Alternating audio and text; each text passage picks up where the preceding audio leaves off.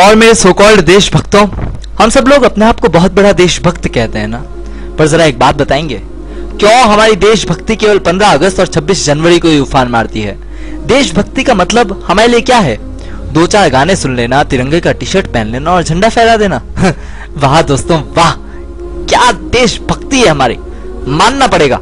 हमसे बड़ा देशभक्त तो साला कोई पैदा ही नहीं हुआ है। हमसे कोई ये पूछ ले कि are you proud to be an Indian, तो हम सब लोग चिल्ला चिल्ला कर बड़े ओज के साथ और बड़े जोश के साथ यह कहते हैं, yes I proud to be an Indian. पर प्रभु, गर्व है किस बात का? किस बात पर गर्व कर रहे हैं हम सब लोग?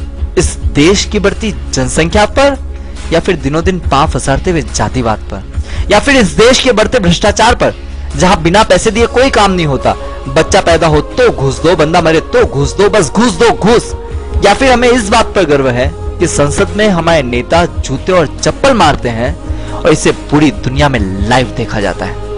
या फिर हो सकता है कि आप लोगों को मेरी देश की सरकार के रवैये पर गर्व है, जहां जब कोई जो चाहता है इस देश में मंदिर समझकर आता है, प्रसाद लेता है, घंटा बजाता है और निकल जाता है।